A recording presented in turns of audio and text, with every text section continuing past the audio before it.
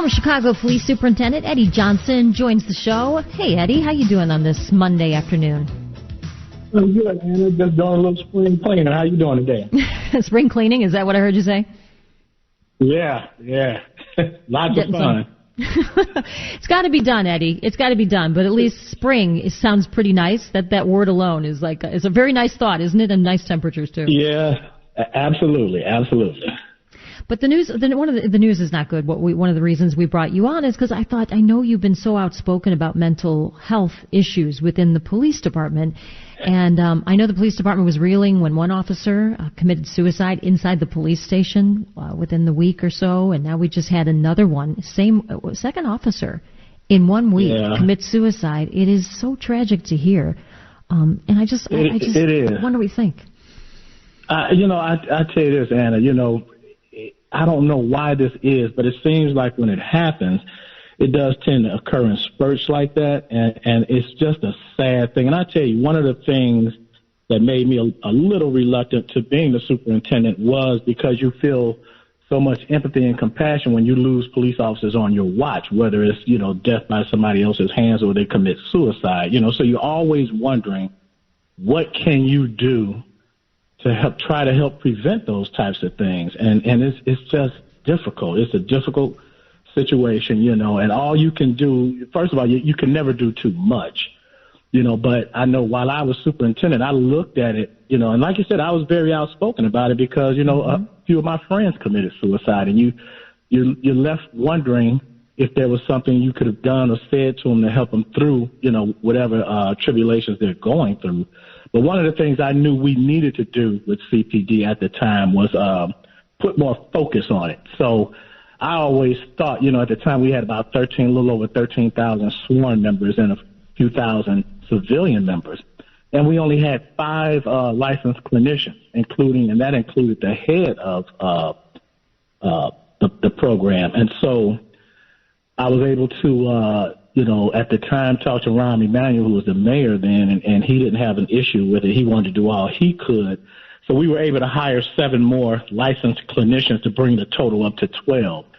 And, when you have a staff of that many, 12 is still insufficient. So my goal actually was to try to get it up to about 25 because I wanted to create a situation to where the clinicians could actually be assigned to the units throughout the city, and they would start going to those units, on a weekly basis just to familiarize themselves with the officers so the officers wouldn't feel any kind of anguish when they did need to reach out to someone. I wanted them to know there was a face that they can talk to. But I have to tell you, too, that Father Brandon Chaplin's unit really kind of bridged that gap, too, because they went to go out every Wednesday night, and he would come back to me and we would talk, and just some of the things that the officers would share with him let me know that we just had to do better in terms of mental health. Yeah, and he's a trusted person. I know that to be true. I just, like Exactly. you say, though, a handful of clinicians and, 13,000 officers, it doesn't seem enough. But I think one of the things that you were you made great strides, and you made it there less of a stigma around talking about it. I remember Correct. You put those promotional videos out. You talked about your own feelings, the trauma that you had felt from what you experienced on the job, and that means something. It does, because I came up through CPD, so I saw a lot. And I tell you, I don't know if you remember when Conrad Gary and Eduardo Marmoleo was struck by that train, that metro train, and was killed. And myself and, command staff members went and retrieved, their bodies. And one of the reasons that we did that was because we didn't want their colleagues that they sat next to in roll call every day to see them like that. But one of the things that came out of it, when we were up there on those railroad tracks that night, I saw in the faces of some of those command staff members that this was tough. And so we had a briefing about a month later, and Dr. Sobo, our head clinician, he kind of hosted it.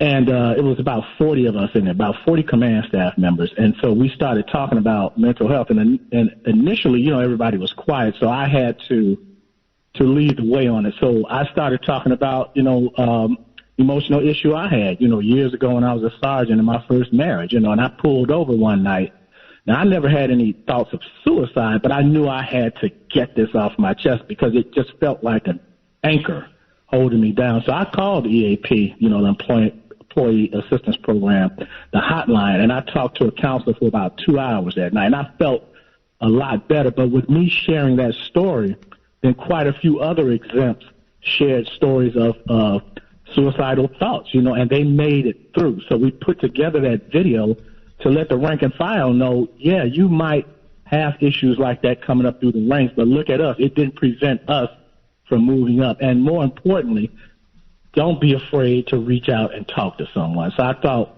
we were making great strides, and I don't know where they are right now, but hopefully they're continuing that progress. Yeah, you hope so. Some of the officers cited in articles about this say that they feel more pressure to be a police officer today. Obviously, there's more scrutiny on police, and a lot of that is we understand the reasons for it, but it doesn't take away that the good officers still feel that additional layer of stress. And some of them I've talked to privately will just tell you, you never forget some of the things you see on the job. That never leaves you, and that stays with you, and now you have this new layer. What do you think about that, Eddy? Yeah, that's true. And now we have the anti-police sentiment going across the country. It's settled down a bit, but I'll tell you, Anna, I was a sergeant in the detective division in Area 4 for 7 years, and part of that time I was in homicide. And when I got promoted to lieutenant, I have to be honest and tell you, and I share this with officers, I actually had a sigh of relief because you can't unsee the things that you see, and I just got tired of seeing some of the worst things that could happen to people in this city. I got tired of it, and, unfortunately, as the police, you're going to see those things throughout your career, and you can't, what do you do with it? It's difficult to come home and share it with your family. So, you go to the bars and you talk to your colleagues about it, because they understand exactly where you're coming from with that. And so that leads to alcoholism. It leads to a high divorce rate within police families, and it's just a difficult thing. And then you lump on the stuff that you see nationally, like the George Floyd incident. It's unfortunate because anybody that thinks that was okay doesn't need to be a police officer. But unfortunately, the majority of police get painted with that broad brush. And you have a lot of good cops out there that's trying to do the right thing, and they feel a certain kind of way when they get stigmatized with something like that, So now, in addition, Anna, you have to remember, and I used to tell community groups all the time, when you all see cops, you just see that uniform. But these are people that have the same struggles that you do. How am I going to pay the mortgage this month? The kids' tuition. I have a mother that's an invalid and just needs constant care. So they have the same issues that everybody else does. But then during their tour of duty, they also take on the issues of the people that they go and try to serve that particular day. So it's a tough thing. It is. Hey, Eddy, can you stick around for another few minutes with me? I need to pause here, but I do want to ask you, the Derek Chauvin trial is going on right now, that officer who is charged with murder in the killing of George Floyd, and that's getting underway. And there's some other things, too, I want to get to, because we've got that sweeping new police reform. You good? Just hang out for a second? Thank you, sir. Yeah, sure. Former Police Superintendent Eddy Johnson is with us, 2:17 this Monday afternoon on WGN. We continue our conversation with former Chicago Police Superintendent Eddy Johnson, and this week marks a big week in the George Floyd saga that has gripped our nation, and lots of calls for police reforms in the wake of that, for changes to be made, and a lot of those are happening. I want to talk about those second, but first, Eddy, your thoughts about this trial, what this means to the country as all eyes are looking at Derek Chauvin, who's now charged with murder in his death. Yeah, well, this is huge, and it'll be a monumental thing once this is all done, because this was the first time that the country saw on video and audio of a police officer conducting himself in that way. And from what I saw of it, there was just no reason, absolutely no reason, to treat that man in that way, and as I said before, if anybody thinks that was okay, then they shouldn't be a police officer, So I think people are looking for justice for George Floyd, and rightfully so. I think that Derek Chauvin, being the lead officer in that particular situation, he had an obligation not to not to do things like that to make it seem okay to those younger officers, because had that video not occurred, now you may have had a situation where those young officers think that that's the way we do things, and it's simply not. So I think, when it's all said and done, I do think that he's going to be convicted, and I do think he's going to have a lengthy prison sentence. And again, rightfully so, because that was it was horrible. It really was. And you think about that man begging, for him to get off of his neck, and he just wouldn't listen. So that should be a wake-up call to all law enforcement. And let me say, Anna, the majority of officers out there are trying to do the right thing. They really are. But do we have bad apples in law enforcement? Of course we do, just like in any profession. But I think that law enforcement they just have to have an understanding that we have to start holding ourselves accountable before the rest of the public does. And I think that will cut out a lot of this stuff. And like I told you a few weeks ago, we do need police reform in certain forms and fashions. But I think it's also important to get police input when you're doing it, as well as the community's input, because being a police officer is a difficult job. It's just difficult, and you're always judged after something happens when you only had a few seconds to decide what to do.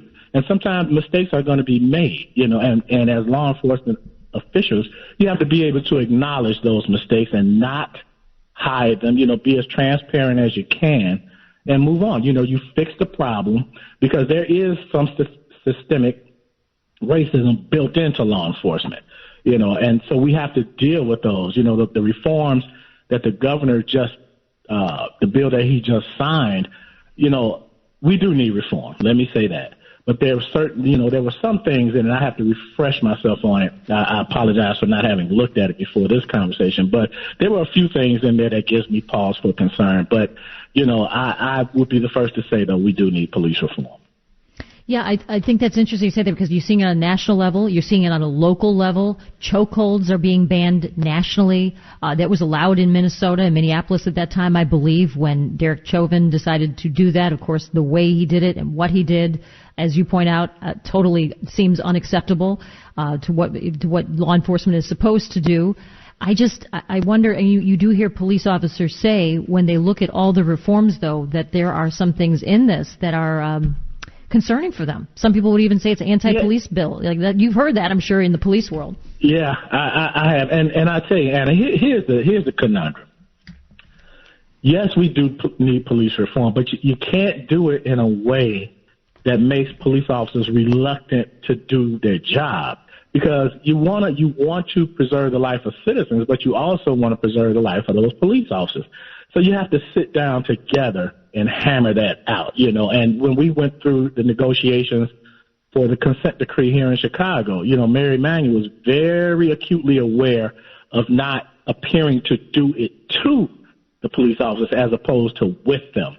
So getting their input on these things is critical, and they do have a lot of concern right now that, if they make one wrong move, even though it's a mistake, it'll not just cost them their job, but perhaps prison time. And that's a valid concern.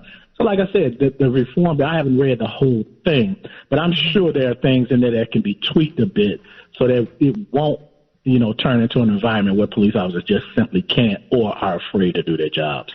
Eliminating cash bail is something that has been cited. It ends the practice of people who just simply can't afford to, get out, sitting there for a nonviolent crime. And I think so many of us are on board like, wait a minute, it shouldn't, how much you make or how much, being in poverty or not should not determine how long you spend in the county jail. Right. However, now we're hearing from court folks who are saying that in the new Illinois law that you have to, a judge is going to have to point to a specific person that you would pose a threat to in order to hold you and detain you on detaining somebody. That they have to say you're right. Specifically going to be a threat to this person, or else we can't detain you. I don't know what you make of that. And see, I don't agree with that. You said it perfectly. You shouldn't have to spend additional time in jail because you can't afford it. I agree with that. But if you have certain violent offenders out there, then it shouldn't matter that you have to point to a particular person. That person is a threat to everybody. You have people out here that commit violent crime, not because they knew a person personally, but because it was a crime of opportunity. So you have to consider the safety of the public at large when you make those decisions. And I hope that those judges take that into account, because there are certain folks that should be behind bars. They just should be, and until we figure out a way to rehabilitate them, then that's where they have to be. But I don't think that, just throwing out the cash bail system, all the way around is quite the way to go. I think that, these violent offenders, we have to treat them a bit differently. Yeah, you talk about videos that made such an impact on the public, and of course the George Floyd video is one of them. I think locally, the Anjanette Young one, she didn't die, but the way she was treated during that wrong house search warrant, the way that whole thing went down, how did that strike you as someone in law enforcement, Eddie? What did you think when you saw it? Yeah, when I was a gang sergeant years ago, we did a lot of search warrants. And I'll tell you this, most of the time we hit the house, people are always yelling, you got the wrong house. So that didn't alarm me at all. But we had situations where we might go into a house, because you don't know what you're going to go into until you get in there. And if, you have a naked female or a naked man, for that matter, you should get them clothed as soon as possible. You have a female in there, you should get a female officer in there. And once you secure the location, take her in a room and let her get dressed, So I don't know what was going through those officers' minds, of course. I know they have to make sure that the residence is secure for their own safety, but at the same time, you still have to be empathetic to the people that are in there, So as quickly as they could, I would have said, hey, let's get some clothes on this woman, sit her down on the couch, make sure that area is secured, and go that route. But, not having seen the entire thing, I'm not sure the time frames that things went on. But if you have somebody that's in that situation, you should try to, because you still have to be humane about things. And I'm sure that wasn't an easy thing for that woman to have to stand there for however long she stood there, in that situation. So you have to be mindful of that type of thing. And I know that it doesn't happen that often, but when it does happen, as the police, you do have to be empathetic to people. Mm-hmm. Is it too easy to get a search warrant? Because I know that we're really trying to crack down, and the mayor has a new list of requirements. You have to go all the way up the food chain. They're saying that it gets a little sloppy on the bottom when, they had the wrong house. They should have known they had the wrong house, and some other things went wrong there that day that probably could have been checked and it wouldn't have happened. I just wonder what you think about that. Well, look, doing search warrants, let's face it, you have to rely on confidential informants most of the time to give you that information. And in a lot of those situations, it's difficult to really check, double check, and triple check, because if you do, now you're taking the risk that the people that you're trying to get will kind of spot you and know what you're doing. So you do have to have layers of redundancy in it to ensure that you're doing the best you can. But serving search warrants, I don't know if you can ever get to a perfect situation. You can reduce the number of bad ones that you do, but again, you're relying on informants most of the time to give you that information. And, what's an informant's motivation for it? You always have to ask yourself that. I think now they want a deputy chief to sign off on the search warrants. I don't know if I would have went that route, because usually those deputy chiefs don't know those officers on a personal level. The lieutenants and captains and the commanders in those units typically know the officers better that's doing these search warrants. So you have to go through the state's attorney and then, of course, get a judge to sign off on them. And you don't want to overly burden those deputy chiefs. But, if that's what they think is necessary, then, that's their truth. But I don't know if you can ever get to a perfect situation with search warrants, because it's just so ambiguous in that, you're relying on the information of other people. Yeah, no question. I love you getting your perspective on all these things, so I just appreciate you giving us some of your time. You enjoying retirement from the police department at all, Eddie? Is it? I am. Yeah, I am. I didn't. Well, you don't know until you get there. But retirement, right. I've talked to a few other retirees, and it's actually not a bad thing. It really is. So I'm kind of getting used to this. Yeah, I bet. But you go from being so busy and so on all the time to having, Yep. Sometimes that change, that swing is a little tough. Well, I will be honest with you in this. I still have trouble kind of sleeping at night because, when you've done this for 31 years, your mind is still racing. So although I'm enjoying it, I probably will be doing something in the near future because I'm kind of, I'm getting a little bit bored with just being at home all the time. I'll put it like that. Well, you've got a lot to offer the world, and thank you for your perspective. Thank you for putting a spotlight on mental health the way you did. I'm sure some of the changes you made back then are paying off right now, and the officers certainly need that kind of help. So thanks, Eddy. Yeah, hopefully. Okay, Anna, you have a great day, okay? You too. Enjoy the rest of your Monday. That's former Superintendent, Chicago Police Department, Eddy Johnson. It's bottom of the hour time, and that means let's get to the news from the Northwestern Medicine Newsroom.